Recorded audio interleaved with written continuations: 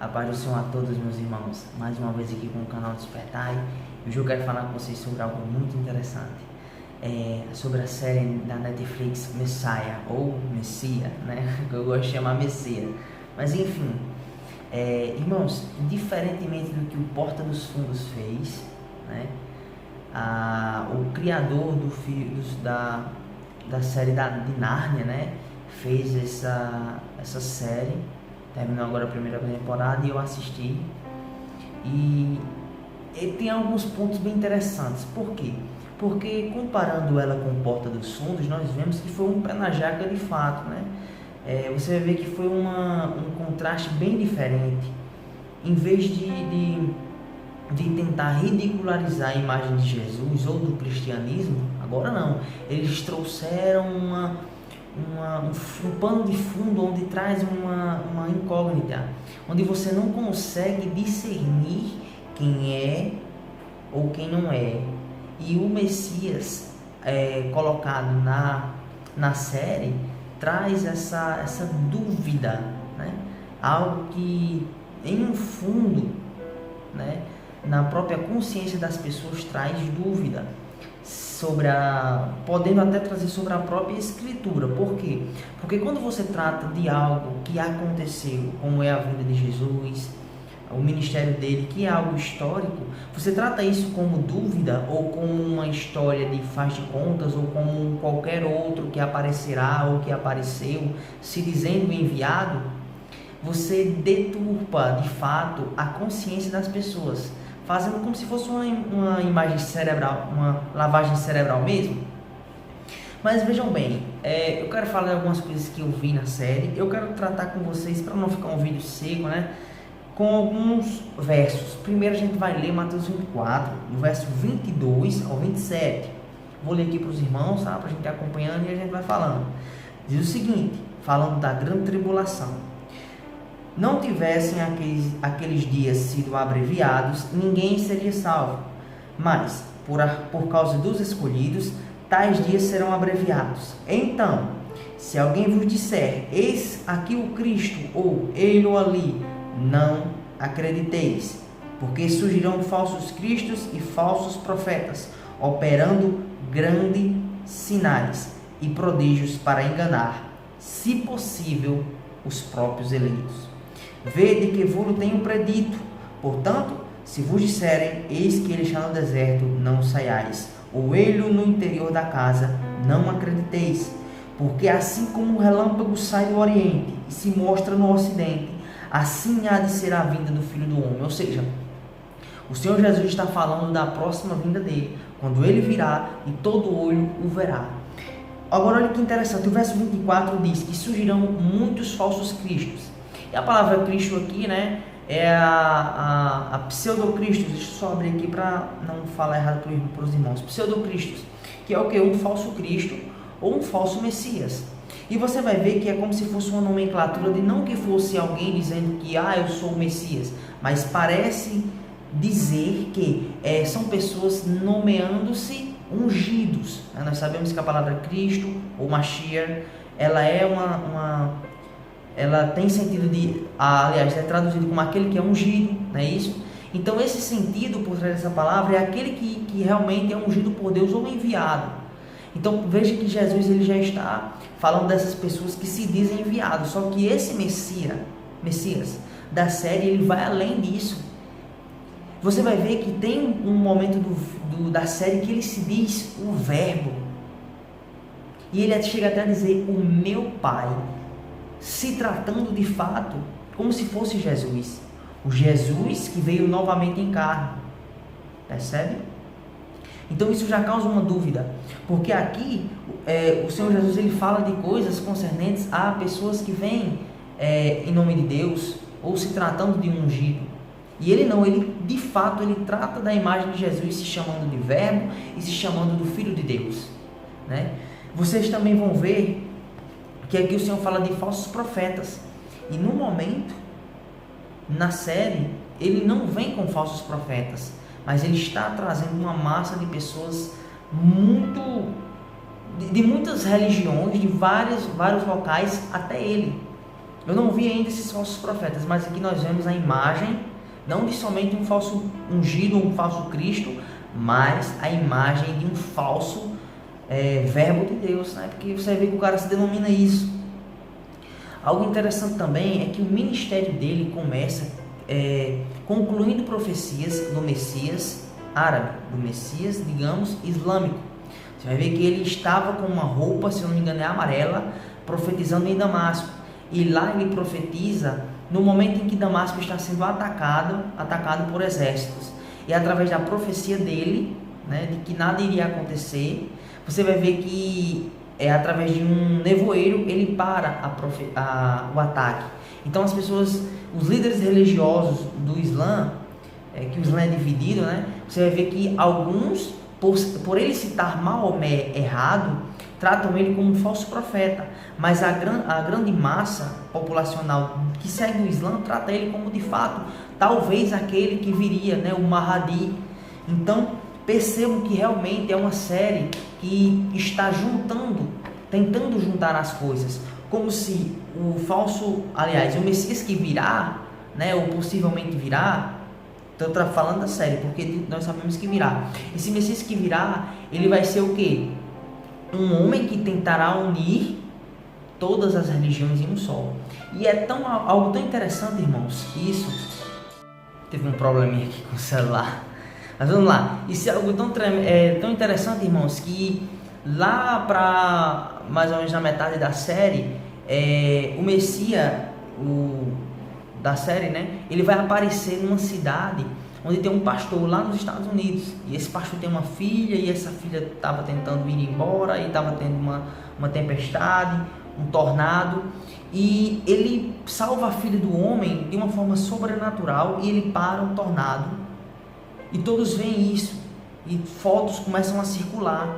Então você vai ver que através do olho, né, nós sabemos que existe um olho da besta, e esse olho de fato, na verdade está caminhando para ser o que nós pensamos que é a conexão dos telefones, né, da rede de comunicação. Esse olho ele passa por todo o mundo, tratando dessa foto como um homem poderoso, um milagre, né? E você vai ver que esse pastor, quando se encontra com ele na igreja do pastor, que somente desta cidade a igreja não foi destruída, o pastor começa a conversar com ele e pergunta quem é ele. E o pastor e ele ficam um pouco em silêncio, e o pastor olha para o Messias e diz o seguinte, citando Apocalipse 1, verso 7, né? Vai ver que é uma conversa deles dois, diz o seguinte, o pastor fala, eis que vem com as nuvens e todo olho verá, até quantos transpassaram, e todas as tribos da terra se lamentarão sobre ele. E o próprio Messias diz, eu sou o alfa e o ômega, diz o Senhor Deus, aquele que é, aquele que era, e aquele que há de vir, o Todo-Poderoso. Então percebam que é uma coisa muito interessante. Para os líderes islâmicos, ele é falso profeta, porque ele cita Maomé errado. Mas na escritura bíblica, do cânon que nós temos por Moisés, e os profetas e os apóstolos, ele cita completamente certo. Então você perceba que ele trata, como se fosse uma simbologia de Jesus, porque para Jesus, no ministério de Jesus, para os líderes e sacerdotes judeus, ele houve o que? Dúvida, e houve uma falácia de que ele era um falso profeta. Mas para a massa que estava abaixo, ele foi recebido, e da mesma forma o Messias, ele está sendo recebido na série a grande massa populacional do Islã, e da outra forma sendo recebido pelos que têm falta de conhecimento bíblico, até do cristianismo. Porque um pastor desse aplicar um verso desse a um homem daquela forma, né, que não veio em glória, em poder, porque a palavra diz que o Senhor virá em grande poder e glória, né? Então são coisas bem interessantes para você ver que de fato tem algo muito sombrio nessa série.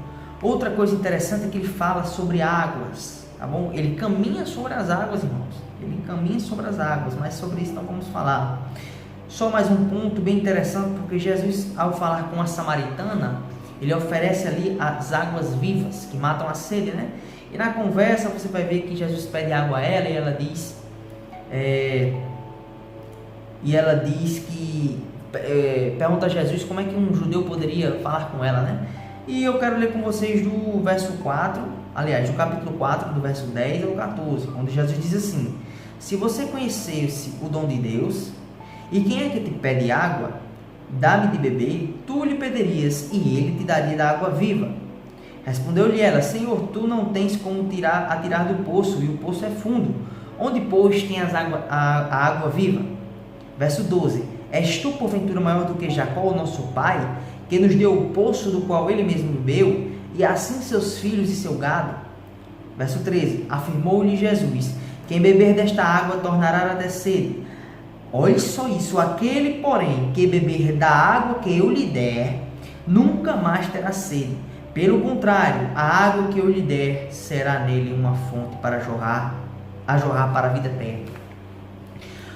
Quando o Messias da série está atraindo pessoas de todo mundo até ele, o pastor está cuidando dele, né?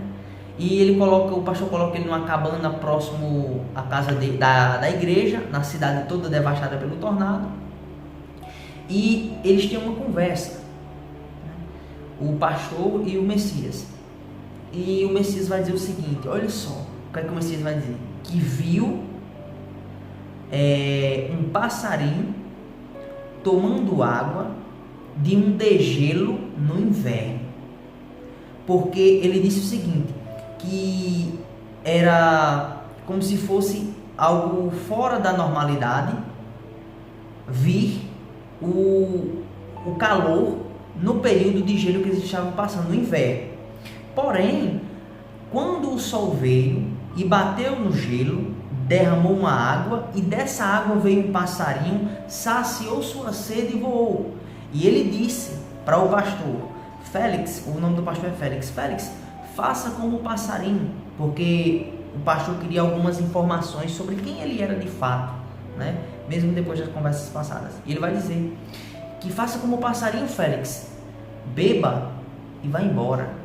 Então você percebe que há dois problemas aqui, porque ele está tratando de um acontecimento fora da normalidade, como se o sol vem em um período que não deveria vir o sol. Então, da mesma forma, ele veio em um período que não deveria.